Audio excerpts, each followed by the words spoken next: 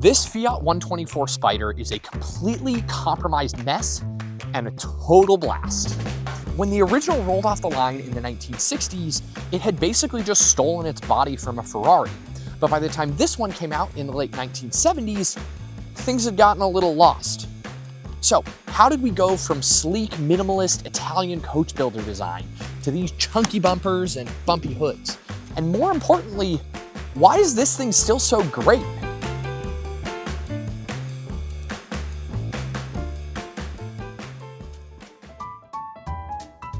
Now, the story of the 124 Spider actually goes back to 1951. That was the year that Pininfarina, at that time actually they were just called Farina, signed a deal with Ferrari to become the exclusive designer of all of Ferrari's road car bodies. Now, before they actually met up, the trust between these guys was a little shaky. Neither wanted to meet up at the other person's headquarters because they didn't want to give them a home field advantage. So instead, they met up in this smaller town of Tortona, about halfway between the two. As it turned out though, their fears were misplaced. They worked out a deal, and since 1951, every single road-going Ferrari, except one, has had a body designed by Pininfarina. Now, another thing you gotta understand about Ferraris back in the 1950s was that it's not like they are today.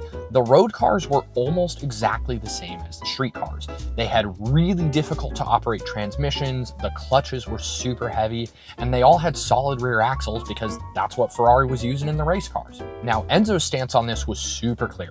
If you are buying a Ferrari, you are buying a race car that you happen to be able to drive on the street. We're not going to build you a dedicated Grand Tourer. Anyway, in the late 50s, they started building Grand Tourers, and one of the first Grand Tourers they built was the 275 GTS. Now, the GTS, along with its cousin, the GTB, were the first road-going Ferraris with independent suspension, with anything resembling reasonable weight distribution, and today they're hailed as some of the best cars Ferrari has ever made. Now, 2 years after the GTS came out, Fiat released the 124 Spider, which looks kind of conspicuously similar, which makes sense because it was also designed by Pininfarina. Now, the actual guy at Pininfarina who designed it was this guy named Tom Charda.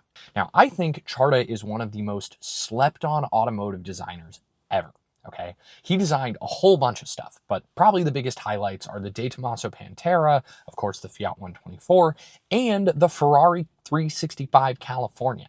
And while Charda didn't design the 275 GTS, there was clearly some inspiration going on here.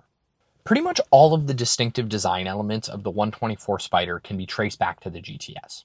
Clearly, Charda's idea here was to take the design language of the Ferrari Grand Touring convertible and apply it to something a little more attainable and much more mass-produced.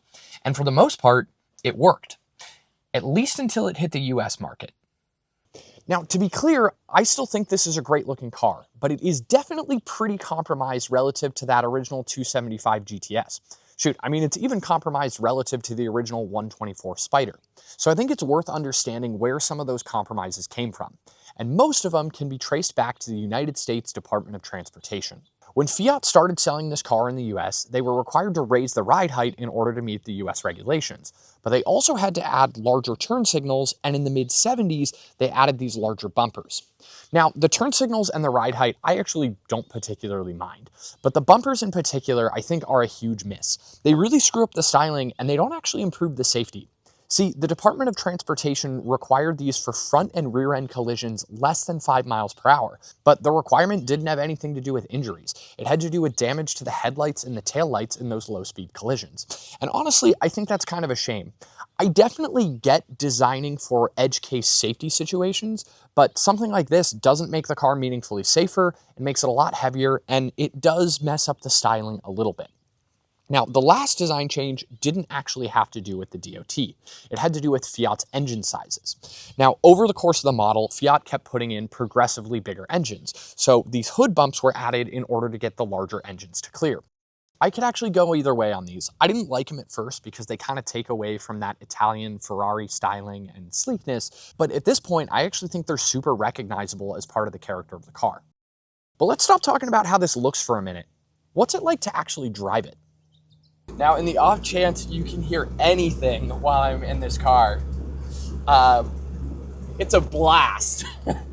I mean, it is Oh my God, it is so slow. I think this thing's got like 80 something horsepower. It is extremely not enough horsepower. And I don't even mean that from like, oh, I wish this car were faster thing. You know, it's not fast. Like, this being fast was never, ever in the equation, okay? It is so, like, the 82 horsepower thing, and I think it's like, what, 24? Oh my gosh, we're rolling. And I think it's like 2,500 pounds. To be clear, it is so low that like trying to pass anybody who does not explicitly want to be passed or let you in and noticed you're there, never gonna happen. Okay, let me like actually go through this. Okay, power I've already covered. It does not have enough. You can't pass anybody. You can't go up hills at any speed. It's spicy. Power is spicy.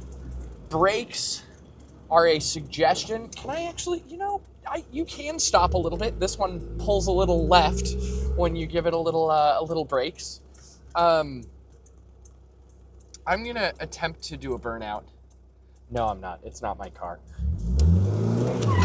Oh, okay. It does have enough juice to do a burnout. I didn't think it did, but it does have enough juice to do a burnout. I'm kind of surprised. Okay. Steering. Extremely floaty, extremely loose, but surprisingly heavy. The top speed of this thing, if you dare, on the speedo says 85 miles an hour. Going up hills on the highway, if you hit 60, you're lucky. That's like 96 kilometers an hour. Is about as fast as you can go up a hill in this thing. But oh my God, try not to smile driving it. I dare you. All right, here's my takeaway.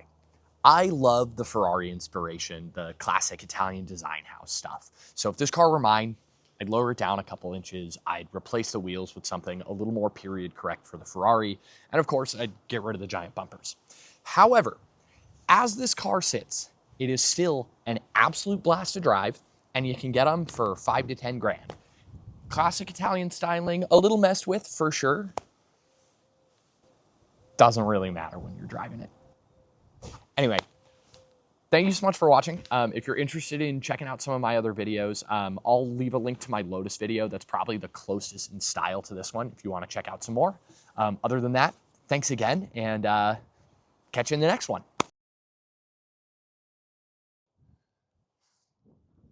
Also, Owen, thank you so much for lending me your car.